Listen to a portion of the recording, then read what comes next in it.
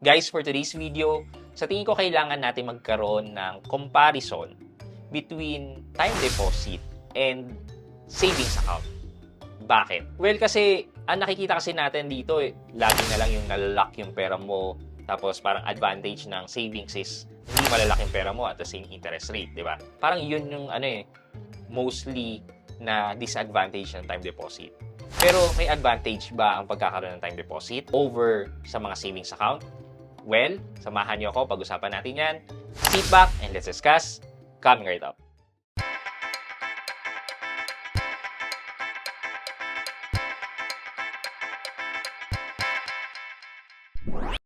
Hi guys, this is Pat and you're in Pat Quintos Review TV.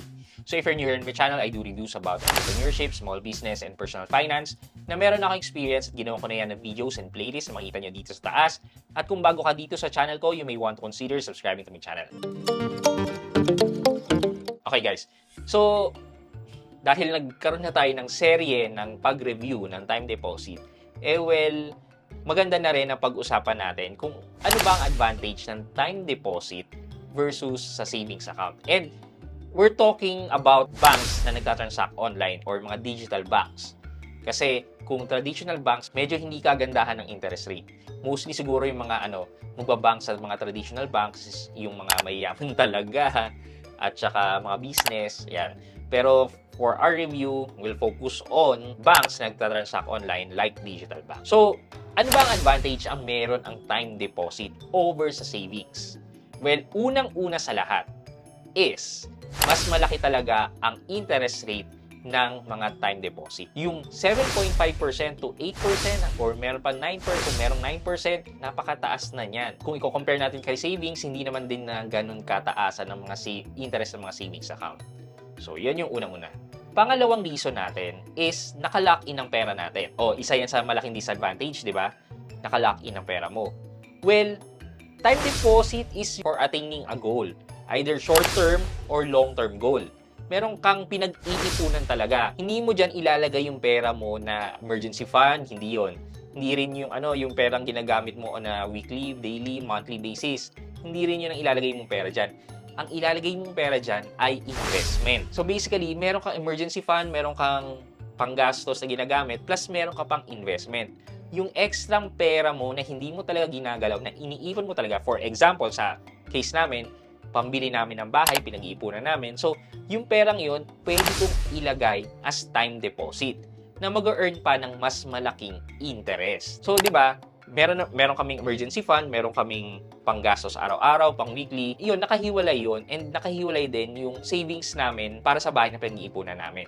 So, yun, maganda ilagay mo yan sa time deposit na mag-earn ng mas malaki. Kasi parang hindi naman anytime soon kukunin ko na yung perang yan. So, yun yung pinaka magandang advantage naman ni time deposit. Nakalaki ng pera mo, hindi mo siya magagalaw. Malayo ka sa tukso. Though yes, technically speaking, magagalaw mo pa rin. Pero kahit pa paano manghihinayang ka sa fees. Kasi parang sayang naman yung kinita ng 1 million peso mo, di ba?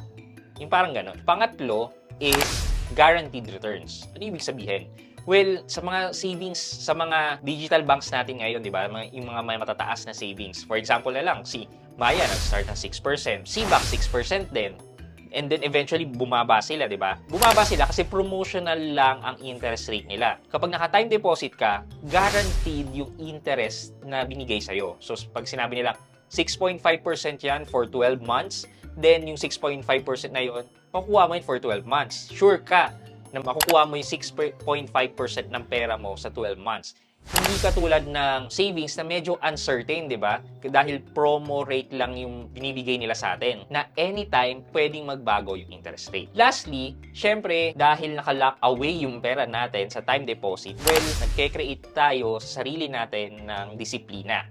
Disiplina in terms of pag-iimpok or pag-save, looking forward sa future, and syempre, yung spending habits natin. Syempre kasi, kung ano yung matitirang pera natin, yun lang yung gagalawin na natin kasi napaprioritize na natin ang pag-save talaga.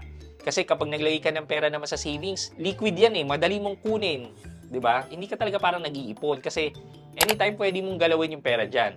Well, as a time deposit nga, hindi mo magagalaw yon. So, nahihinder tayo or na didisiplina yung sarili natin sa paggastos. Ayan. Syempre, kung nandyan yung pera mo, malapit ka sa tukso. So basically, yan yung core advantage na nakikita ko ng time deposit over sa savings account naman ng mga digital banks. For our question of the day, anong magandang benefit ang may dudulot sa inyo na na-discuss na natin ng time deposit at bakit? Let me know sa comment section sa baba at meron kayong chance na manalo ng 1,000 pesos sa ating weekly GCash giveaway. And syempre, huwag niyo kalimutan maglagay ng hashtag road to 75k sub and mag-like and subscribe dito sa aking channel for your chance na manalo ng isang cellphone once we reach the 75k milestone. Yun lamang po for today's video, but before we end this video, mag-shoutout muna tayo at shoutout kay at Ani Rosero 2391. Sabi niya, maraming salamat po. Very helpful po, sir. Malinaw po ang pagkaka-explain. God bless po. At Ani Rosero 2391, thank you din po at na-appreciate nyo ang content na ginagawa ko. Maraming salamat po. Yun lamang po for today's video. I hope you can like this video, leave a thumbs up, and if not, wala namang problema dyan, but continue to support me by subscribing to my channel by clicking the subscribe button and also the bell button sa tabing subscribe para makareceive kayo ng latest notification sa lahat ng upload ko.